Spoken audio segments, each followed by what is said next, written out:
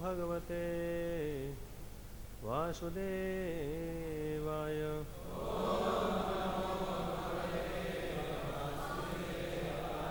ॐ नमो भगवते वासुदेवाय।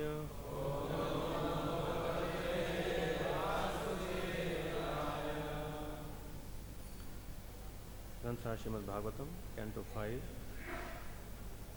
Chapter 25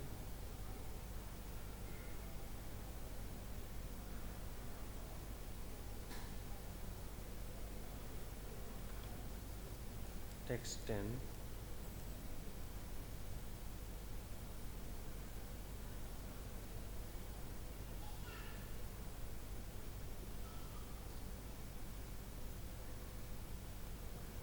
This verse is also a kind of a prose. It's not very easy to chant in a Vedic mantra tune, but still it's somewhat recitable.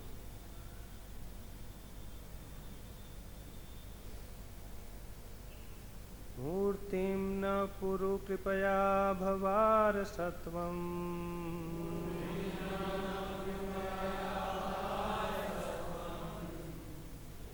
संशुद्धं सद् असद् इदं विभाति तत्र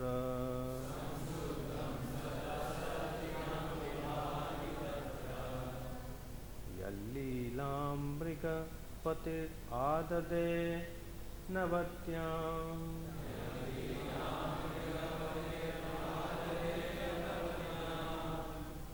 आदातुं स्वजन मनांस्योदारवीर्यः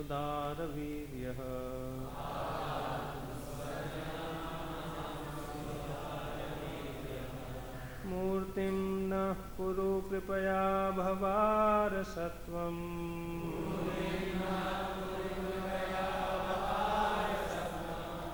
संशुद्धं सद् असद् इदं विभाति तत्र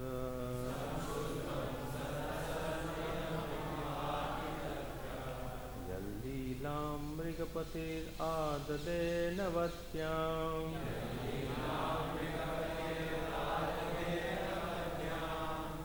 आदातुं स्वजनमनांस्योदारवीर्यः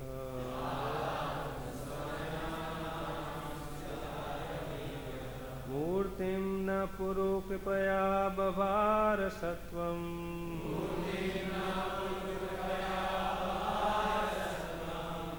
संशुद्धं सद् असत् इदं विभाति तत्र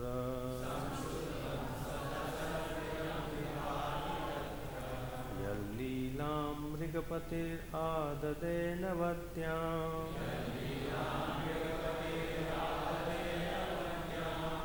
आदातुं स्वजनमनांस्योदारवीर्यः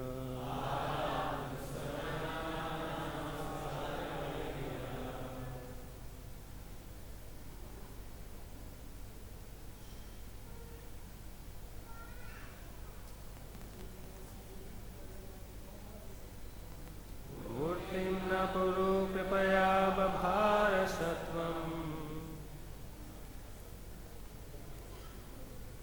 संशुद्धं सत् असत् इदं विभाति तत्र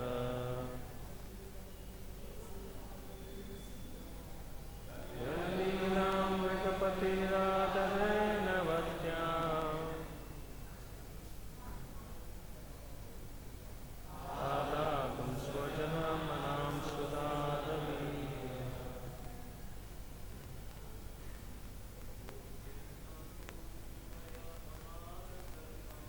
मूर्तिं न कुरु कृपया बभार सत्वम्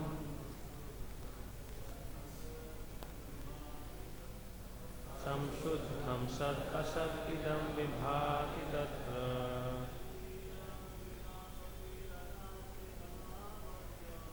यल्लीलामृगपतिराददे नवत्याम्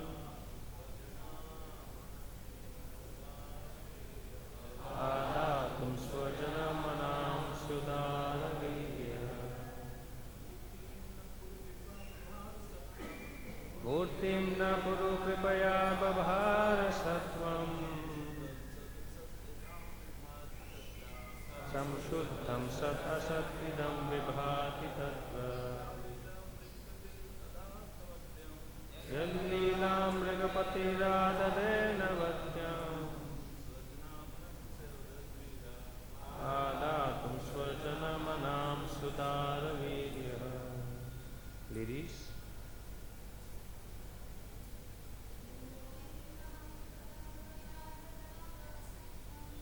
मूर्तिं न कुरु कृपया बभार सत्वम् संशुद्धं सत्सङ्गं विभाति तत्र यल्लीलां मृगपतिराददेन वद्याम् आदातुं स्वजनमनां सुदारवीर्यः.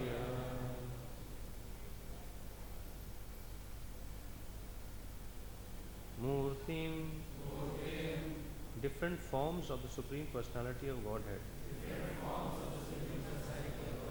Naha, unto us. Puru Kripaya, because of great mercy. Babhara, exhibited. Sattvam, existence. Samshuddham, completely transcendental. Sat asat idam, this material manifestation of cause and effect. Vibhati, shines. Tatra, in whom. Yat leelam, the pastimes of whom. Mrigapatihi, the master of all living entities, who is exactly like a lion, the master of all other animals. Adade, taught. Anavadyam, without material contamination. Adatum, to conquer. Swajanamanamsi, the minds of his devotees. Udaraviryaha, who is most liberal and powerful. Translation and purport by His Divine Grace, Abhay Charanarvind Bhaktivedanta Swami Srila Prabhupada. Srila Prabhupada ki jai. Translation. This manifestation of subtle and gross matter exists within the Supreme Personality of Godhead. Out of causeless mercy towards his devotees, he exhibits various forms which are all transcendental. The Supreme Lord is most liberal and he possesses all mystic power. To conquer the minds of his devotees and give pleasure to their hearts, he appears in different incarnations and manifests many pastimes. Purport. Srila Jiva Goswami has translated this verse as follows. The Supreme Personality of Godhead is the cause of all causes. It is by his will that the gross and subtle ingredients interact. He appears in various incarnations just to please the hearts of his pure devotees. Unquote. For example, the Supreme Lord appeared in the transcendental incarnation of Lord Varaha, the boar, just to please his devotees by lifting the planet Earth from the Garbhodak ocean.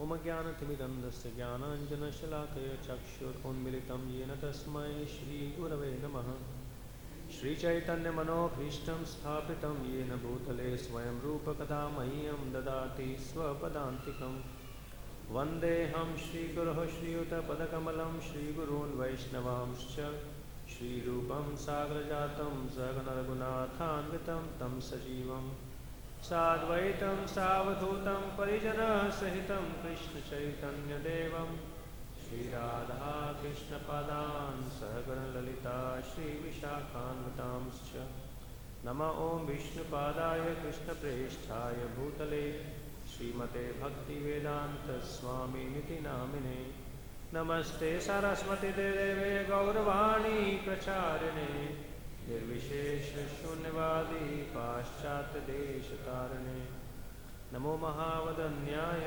कृष्णप्रेमप्रदायते कृष्णाय कृष्णचैतन्य नामिने गौरद्विषे नमः हे कृष्ण करुणा सिंधु दीनबंधु जगत्पते गोपेश गोपिकाकांत राधाकांत नमोस्तुते तप्त कांचन गौरांगी राधे वृंदावनेश्वरी विश्वभानुसुते देवी प्रणमामि हरिप्रिये वाञ्छकल्पतरुभ्यश्च कृपा सिन्धुभ्यैव च पतितानां पावनेभ्यो वैष्णवेभ्यो नमो नमः मुखं करोति वाचालं पङ्गुं लङ्घायते गिरिं यत्कृपातमहं वन्दे श्रीगुरुदीनतारिणं जय श्रीकृष्ण चैतन्य प्रभु नित्यानन्द श्री अद्वैत गदाधर शिवासदि गौरभक्तवृन्द हरे Krishna Krishna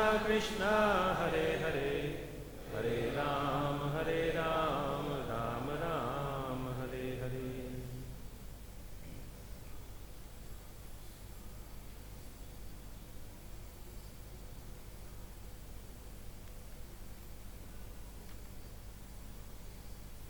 So we are discussing from Canto 5, Chapter 25, entitled The Glories of Lord Ananta, Text 10.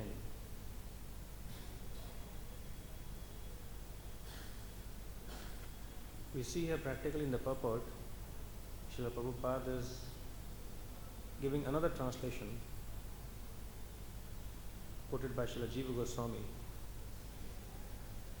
So his purport is basically a translation of Jiva Goswami, that how everything is happening in this world by the will of the Lord. For example, the gross and subtle ingredients interaction, and how the Lord appears in various incarnations just to please the hearts of his pure devotees. And after quoting that translation, Srila Prabhupada adds to or gives a purport to that translation of Jiva Goswami, saying that, for example, the Supreme Lord appeared in the transcendental incarnation of Lord Varaha, the bull, just to please his devotees by lifting the planet Earth from the Garbhodak ocean. And Srila Prabhupada feels that's enough a purport to give here on this verse of Srila Jiva Goswami's, or on giving a commentary on Jiva Goswami's translation. Because this principle is the sum and substance of Vaishnava philosophy. How the Lord's only business is to give pleasure to his devotees. Jai Shri Shri Krishna Balaram, Shri Shri Radha, Shyam Sundar Lalita Vishakha Devi, Shri Shri Gaura Nitai Ki Jai.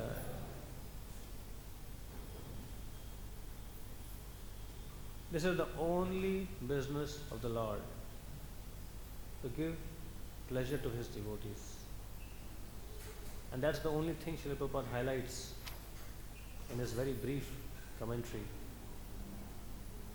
And very strangely and mystically, amongst so many incarnations that Lord Krishna took, Srila Prabhupada is quoting the example of Varahadev.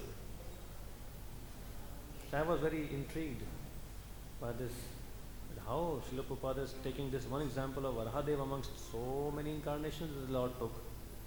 And all incarnations, not just all incarnations, but any activity that the Lord does within an incarnation is simply to give pleasure to his devotees. So as I was going through the section of the third canto of Srimad Bhagavatam, where the description of Varahadev's pastime appears, It's a very short description, just one chapter. And the discussion goes like this, that Swayambhu Manu, or it's a discussion going between Maitreya and Vidura, and Vidura is very eager to know about what did Swayambhu Manu do after he got married to his loving wife. And Maitreya Rishi was very happy with that question, and of course the question also included that Vidura was very eager to know about the qualities, the character and the pastimes of the Lord exhibited through his devotees. And then Maitreya Rishi, after hearing that question, became very pleased, and he explained how Swayambhu Manu, after getting married, approached Lord Brahma and asked Lord Brahma, so now that I have got married under your order, what is the next order for me? What do you expect of me now having got married? And Brahmaji explained how I want you, I am very happy with you for the submission that you have shown to me as a son, and thus now I want you to fulfill the responsibility of creating the praja. And please take care of every praja that you create. Every person should be taken care of, should feel protected. Having said that, Swayambhu Manu asked Brahmaji, so be it. But I want to know where is my place of residence, and where should those living entities or that praja that I create, where should they stay? Because the planet Earth is sunk down in the Garbhodak ocean. Hearing that, Brahmaji started thinking for a long time. What to do? What to do? Where should Swayambhu Manu and his praja stay? Because the planet Earth is under the ocean. And he was thinking and thinking and thinking. And he couldn't himself come to any substantial conclusion. So he thought, maybe it looks like it's time to approach the Supreme Personality of Godhead. And Srila Prabhupada gives a very sweet purport that sometimes devotees, even of the extent of Brahmaji, gets bewildered in performing their responsibilities or duties, and they're confused as to how to fulfill one's responsibility, and eventually they just fall to the Supreme Lord or take shelter of the Supreme Lord. This is Lord's sweet ways in which he makes his devotees feel more and more dependence upon him. And as Lord Brahma was thinking about, now I don't know what to do, let me just take shelter of the Supreme Lord, right at that moment, it is described that from the nostrils of Lord Brahma came this less than a thumb size boar or a pig.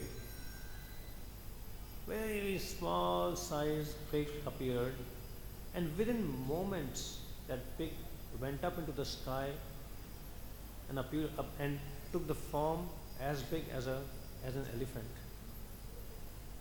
Again, Brahmaji was further bewildered. Already he was bewildered. And now he is seeing what's happening. This, first of all, from my nostrils came out this boar. This itself is bewildering. And I thought it's just some piece, like how from what comes out from our nostrils. It's not something very, something to rejoice about or feel happy about. But that little piece which was appearing like having the shape of a boar suddenly grew so big. At the same time, it was looking quite beautiful also. So Brahmaji was bewildered, something coming out of my nostrils and being so beautiful and going so huge. What's happening? Who are you? Are you the Supreme Personality of Godhead? And right at that time, to give leisure to Lord Brahma, to destroy his confusion, What did Lord Varaha do? Because he had the body of Varahadev, not a human body, he loudly, tumultuously roared. It is said that that roaring sound was not just heard by Brahmaji, was heard within the three planetary systems, Janalok, Maharlok and Satyalok, which were the three existing planetary systems, and all others were destroyed. All of them could hear the sound. Just imagine if, logically if we speak, the sound that was heard in the three planetary systems, it must have surely deafened Lord Brahma's ears. But it was not so. Lord Brahma felt as if his nashto moha smritir labdha. Now my moha is gone. I was thinking of taking shelter of the Supreme Personality of Godhead. The Supreme Lord has himself appeared. Srila Prabhupada explains that although Lord Varaha had a huge, fearful form, like a mountain, but it was giving great pleasure to Lord Brahma and other sages who were assembled there, in front of whom the Lord appeared. And that roar was a confirmation to all the assembled devotees, including Lord Brahma, that I am none other than the Supreme Personality of Godhead. And the devotees were so happy, because that's the whole business of the Lord, as we were discussing. He is just there to give pleasure to his devotees. And the devotee was so happy, just immediately started chanting Vedic mantras and hymns in glorification of the Lord. Because the devotee's only purpose is also to give pleasure to the Lord. Thinking which, the devotees started offering various beautiful hymns and prayers. Hearing which, the Lord became even further pleased. And then, being pleased and to acknowledge to their prayers, again he loudly roared.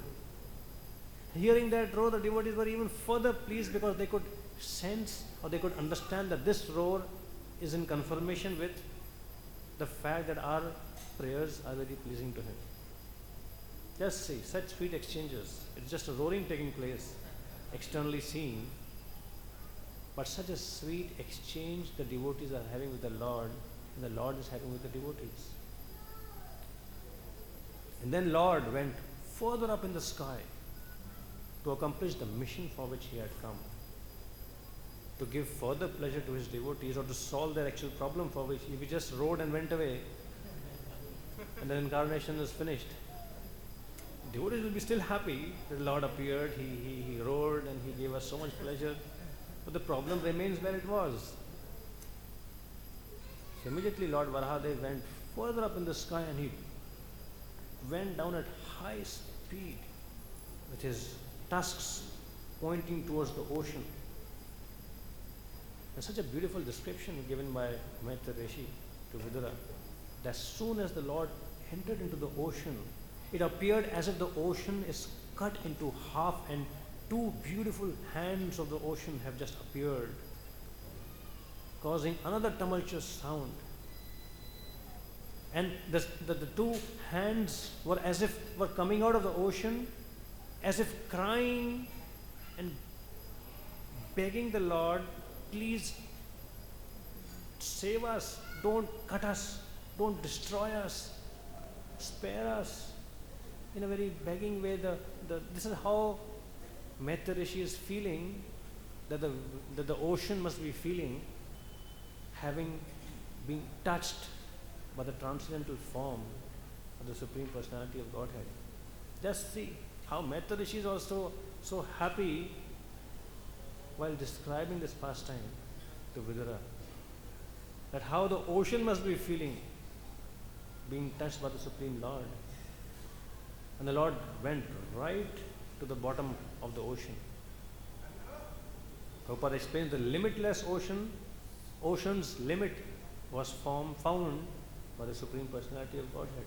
So Prabhupada also in his purports is further expressing his joy of hearing this pastime spoken by Maitreya Rishi.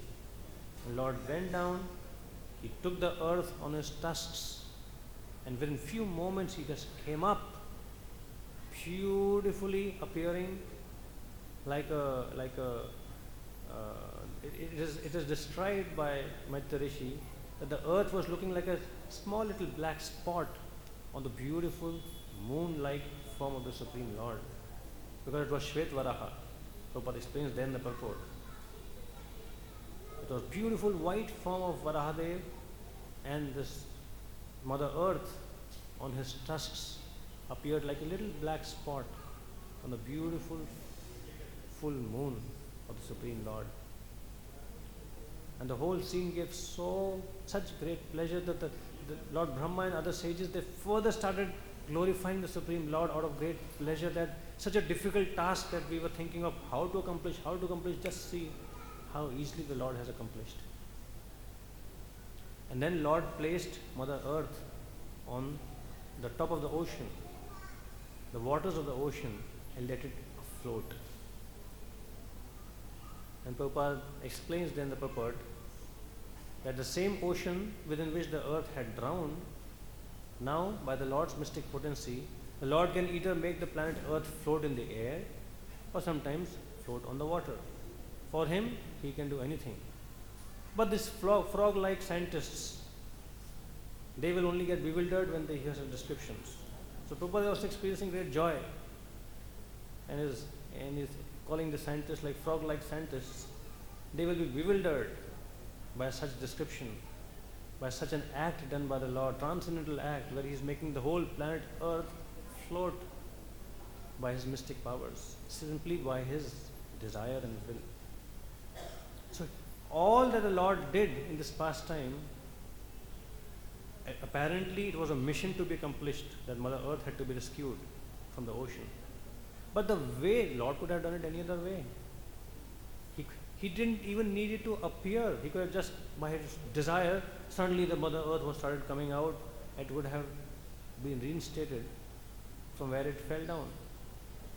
And the devotees would have seen suddenly Mother Earth coming up, and they would be happy by, oh Lord, thank you so much for doing this mystical arrangement.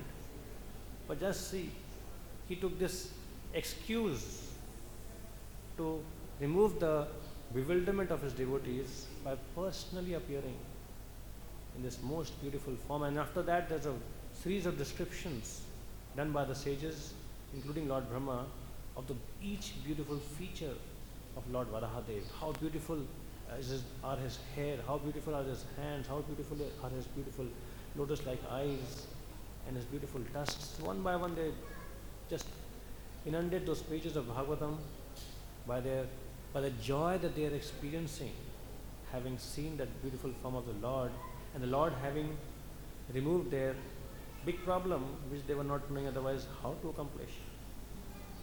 So this is the Lord's actual mission. It was not just to rescue the planet Earth, which he could have done in any other way. But behind any other pastime or any activity done by the Lord within any pastime or any incarnation is simply to somehow or the other please the devotees. But then we also see certain pastimes, like how did, if you just think of Ramayana and think of the life of Mother Sita, her whole life in the epic of Ramayana was filled with suffering. After getting married to Lord Ram, all she got was suffering from him. She has finally married the Supreme Personality of Godhead, being the consort, eternal consort of the Lord. But in that particular pastime, first of all, she was kidnapped by Ravana. Of course, we know that it was not the actual Sita, it was the Maya Sita, but still within that pastime, she was bereft of the association of Lord Ram. She was being harassed by the cruel, lustful statements to be heard from Ravana and from his associates for such a long time. And eventually, when Lord Ram did come to save Mother Sita, to rescue her, hardly she stayed with him and she was banished for good. Where is Lord Ram giving pleasure to his devotees now? Rather, he is making life of his devotees miserable. So then, is the Lord defeating the very purpose of his whole existence, of his pastimes? We just discussed the Lord's only business is to give pleasure to his devotees. And here we see the example of Pandavas being so righteous, being so devoted, completely malleable to the will of the Lord. They had to go through so much suffering. Right from their childhood they were fatherless. As they grew in an atmosphere where people around them are filled with envy towards them. And eventually the kingdom was taken away and they were thrown into the forest. And finally, when they even fought and got back the kingdom, they hardly ruled, and Lord said, come on, finish your pastime here. To the extent that Bhishma said, Aho kashtam, aho anyayam, yadyuyam dharmanandana. How can your life be so much filled with miseries? It is not just ordinary miseries, it is anyaya to all of you being so righteous. Dharmanandana. So how? We see so many examples of devotees, including Srila Prabhupada. So much suffering he had to go through, so much struggle just to spread the message of Lord Chaitanya. Why couldn't Krishna make his life so peaceful that he could have just flown to the west and there would be some sincere devotees waiting for him, could have assisted him in his preaching service, and things could have gone smoothly. The list of such devotees is endless, where they are going through so much misery after having taken to spiritual life. Many of us may be examples also. We can correlate with our own lives. So many difficulties, so many problems. Even sometimes some devotees say problems have apparently increased after having taken to bhakti. And to some extent, sometimes it is externally true. So then where is the Lord's basic mission? He has come here simply to give pleasure to his devotees. And what is happening? Is everything out of control of the Lord? Why are devotees not happy then?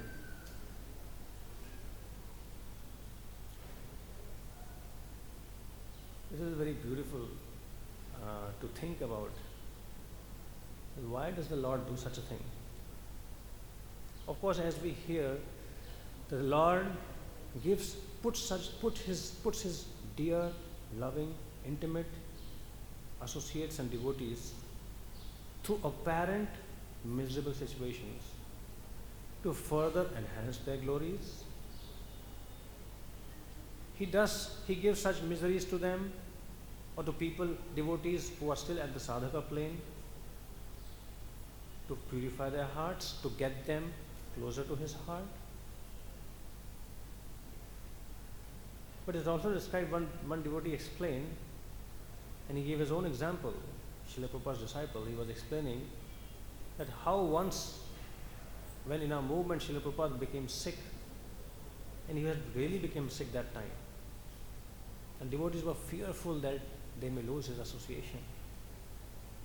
At that time, Srila Prabhupada sent a letter to the whole movement that I want all of you to come together and chant the holy names. And around the world, whatever number of centers were there at that time, devotees came in the temple hall. They were just praying, begging the Supreme Lord while they were chanting the holy names to keep their Srila Prabhupada with them. Not let Srila Prabhupada leave our association, or not let us be bereft of his association. And as the devotees were coming together intensely, begging, praying, and in that mood chanting the holy names, gradually it was seen that Srila Prabhupada's health improved. But then the devotees felt it was not Srila Prabhupada's health that improved, it was our health that improved, because we had such envious feelings against each other, such negative feelings against each other. All those feelings disappeared because now we were together for a common cause, to pray for Srila Prabhupada's health. And eventually what happened, that all these devotees who had so many heart burnings in their heart going on, it just vanished, and their love for Srila Prabhupada emerged out of that whole episode of Srila Prabhupada becoming sick and then becoming well. So sometimes Krishna puts his pure devotees through such apparent miseries to give further pleasure to the devotee by making his followers come together, cooperate, and enhance their love for him. Lord Krishna must have understood the anxiety in the heart of Srila Prabhupada that my movement is growing big, devotees are not having good relationship with each other. Krishna, what to do? Just like Lord Brahma is here thinking, Krishna, what to do? The Mother Earth has gone down within the ocean, what to do? Krishna makes such an arrangement immediately. And within his arrangement was some apparent difficulty or apparent misery on the physical plane given to a pure devotee, but see the result. The devotees, their love for each other enhanced, and mainly their love for Srila Prabhupada enhanced. And thus it must have pleased Srila Prabhupada so much that now my disciples are again together. Again, their love for me has further enhanced, which is what must have given so much pleasure to the heart of Srila Prabhupada. So actually this apparent sickness was to enhance the joy and the happiness of Srila Prabhupada. So it may appear that in the process of enhancing the joy there was some misery, but that misery was practically irrelevant as compared to the joy experienced by the devotees in that apparent miserable situation. So even when the devotees are going through some kind of a miserable situation, to the degree their realizations allow, they are actually coming closer to the Lord, and actually the souls are becoming more and more joyful. There may be apparent physical or mental or emotional difficulty coming externally to the devotee. But we should not forget this principle that the Lord's only business is to give pleasure to his devotees. But in the course of giving pleasure, there may be some suffering. The path to pleasure may be filled with sufferings for some time. But it's actually meant to give ultimate pleasure to the devotees. He has no other purpose. And same is the case with the devotees of the Lord. Devotees' only existence, the purpose to breathe, to live, to act, is to enhance the pleasure of the Lord, even if it involves unlimited sufferings. Just like one simple example, when Rup Sanatana Goswamis, they were blackmailed by Nawab Hussain Shah, that if you don't serve under me, I will kill the devotees. That time Nawab Hussain Shah could understand that the only way I can manage my kingdom is if I get these two people, Dabir Khas and Sakhar Malik, whom he named them. So he desperately wanted them, and they were absolutely against serving the Nawab. But the condition that the Nawab put was that if you don't serve me, I'll kill these Vaishnavas. Just hearing these words gave such pain to Rupa and Sanatana Goswami. The thought of Vaishnavas being persecuted made his heart bleed. And they couldn't think of the miseries that they would have to go through in serving the Nawab. It was just irrelevant at that time, thinking of the miseries the devotees would have had to go through if they were persecuted by the Nawab. And Rup Sanatan did accept that the administrative post that they were given by the Nawab. Now it is mentioned, not by Srila Prabhupada but by many other acharyas, that if Rup Sanatana Goswami wanted, they were powerful Vaishnavas, they could have preached to the Nawab, made him a devotee, and then the government could have been devotional government. And their occupational duty at that time as the administrators would have been in a very comfortable situation. Nawab would be devotee and they would be propagating Krishna consciousness as in the administrative posts. But they didn't preach. to the Nawab. They were qualified, they were capable. Because as pure devotees, they could understand that the Lord's plan is different. Later on we know how Lord Chaitanya himself transformed the heart of the Nawab through his another pastime, the breaking of the Mridanga pastime. But the point is here, Rup Sanatan, understanding if Lord is pleased by Nawab not becoming a devotee through us, let us go through the suffering of being under such a cruel taskmaster and continue doing my prescribed duty of ruling, of doing the administration, if this is what gives pleasure to the Lord. He was not concerned with making his life comfortable, or they were not concerned with making their life comfortable. How easy it was for them to preach to the Nawab and live in a comfortable devotional environment. But they chose to live in a non-devotional environment, understanding that this was the plan of the Lord. Let us go through it. If this is what gives pleasure to the Lord, I don't care for the miseries that we have to go through in this ruling. And externally it was out of concern for the Vaishnavas. And later on, when Lord Chaitanya, they met the Rupa Sanatan, they met Lord Chaitanya, and Lord Chaitanya eventually told Rupa Sanatana Goswami to leave the kingdom, leave their occupational duty. They immediately left. They didn't think, oh, what if now another Nawab will kill these Vaishnavas? Now the Lord wants me to leave. Now this will now are leaving, even if the Vaishnavas are persecuted or whatever may happen to them. It appeared like a cruel act on the part of Rupa Sanatan to leave the occupational posts. But if this was the Lord's plan, they had faith that the Lord desires us to live like this. The Lord himself will give protection to his devotees. He will not let Nawab persecute them. And that's what happened. Apparently Nawab forgot that he had put that condition. And he didn't persecute the Vaishnavas. But Rupa Sanatan acted simply for the pleasure of the Lord. They didn't consider what will happen to the Vaishnavas if we leave? Lord, why are you telling us to leave like this? First assure us that the Vaishnavas will be safe. The Lord has more concern for the Vaishnavas than you. He knows what is to be done for whom. They just acted as per the will of the Lord. That is the devotee. He is not concerned, just like the Lord, he is ready to do anything to give pleasure to his devotees. The devotees are just the same. They don't care for their happiness and distress. And apparently they appear sometimes cruel.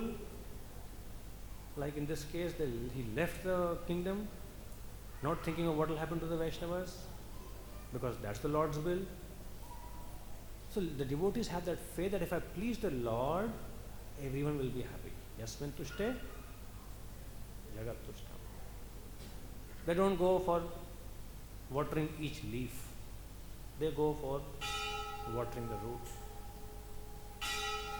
So this is a beautiful, sweet relationship that exists between the Lord and his devotees. It's extremely sweet. The more we contemplate about it, the more we read and hear about such exchanges, the more in our heart desire comes, even I want to have such an exchange but with the Lord and his devotees. That's the whole purpose. Why Lord exhibits such pastimes of sweet exchanges between himself and his devotees, or devotees and his devotees, is to attract our heart, because heart of a soul is attracted to relationships. Relationships have the potential to attract the heart. And when one sees sweetness in relationship, one's heart gets extremely attracted. And one feels that even I want to have such sweet relationships. I want to have such a secure relationship with the Lord where I am ready to simply act for the pleasure of the Lord. It's not easy right now in our conditioned stage. In our conditioned stage, we are thinking of what will give me pleasure. If serving the Lord will give me pleasure, let me serve him. If chanting his names will make me happy, let me chant his names. Somehow, the deep-rooted desire within our heart is to want to be happy. If Krishna consciousness makes me happy, I'll take to Krishna consciousness. Tomorrow, if Krishna consciousness is making my life miserable, I don't care for Krishna consciousness. So ultimately, in a conditioned state, we are just looking for pleasure, which can't be removed from the soul, because that's the nature of soul, to be happy. Satchit Ananda. Soul needs to be happy. But the problem is when the soul looks for happiness. That's what Prahlad Maharaj says. Soul is supposed to be happy, but the happiness of the soul is not within looking for happiness. Happiness of the soul is in serving Krishna, serving Krishna's devotees. In giving happiness to Krishna and his devotees lies happiness for the soul. So our every relationship within devotee community, to the degree it is based on what can I get from this relationship, one will not feel secure and happy. And to the degree one interacts with Vaishnavas looking for an opportunity to serve in a way that Krishna will be pleased, not serve my way. Even if we aspire in this way, that let me serve the devotees in a way that Krishna will be happy. Seeing that beautiful desire within our heart, Krishna will give us that sense of security. He will give us within our heart that sense of joy with which we will be actually able to serve. If our hearts are not happy, how can we serve and please others? To give pleasure to others, we have to be happy. So we have to experience some joy in our heart to be actually able to serve. And where does the joy come from? From that mood to serve. From that aspiration to serve the devotees for giving pleasure to Krishna. Not that I want to serve the devotees, so devotees will think I am a very nice devotee. To make them understand how nice a devotee I am, I will serve all of them. How humble a devotee I am, I will serve all of them. Then the purpose will be defeated. So this is the beauty in the principle of Krishna consciousness. There's so much of joy, but that joy is stored within that mood to serve in a way that Krishna would be pleased. If that factor is forgotten, then our service also becomes materially contaminated or selfishly contaminated. This is the basic underlying theme within the whole process of Krishna consciousness. Devote Krishna is eager. This we should never forget. Krishna's only business is to give happiness to each one of us. He is there to give us happiness and for nothing else. But when can we experience that happiness? Is when we also are looking for this goal and nothing else. Ananyas chintayantamam. My only desire is to give pleasure to Krishna. Whether in the course of giving pleasure to Krishna, I become unhappy, some difficulties come in my life, I don't care. But if we do care for those difficulties, then our attitude to please Krishna will get diluted and our desire to remove those difficulties become prominent. Then more problems will come. So somehow or other, the purpose of coming together and hearing and studying and chanting is to help us understand this one principle. First of all, the hope-giving principle that the Lord's only business is to give pleasure to his devotees. And in the course of giving that pleasure, there may be some difficulties, but eventually, Param Vijayate, Shri Krishna Sankirtanam. Eventually, the heart will be joyful. Let me just go on with trying to please Krishna. The process of trying to please Krishna may involve, mostly it involves some thorns because of our own past karma and our aparadhas in our life. But eventually, the heart will become happy if we continue with it. So this is the theme behind the whole philosophy of Krishna consciousness. That's why Srila Prabhupada just made this one statement in his purport. It didn't bother to explain any further because it's such a complete statement. That the Lord's only, as Prabhupada says here, the transcendental incarnation of the Lord was just to please his devotees by lifting the planet Earth from the Garbhoga ocean. Hare Krishna. Thank you so very much. Granthra Srimad Bhagavatam ki jai. Srila Prabhupada ki jai.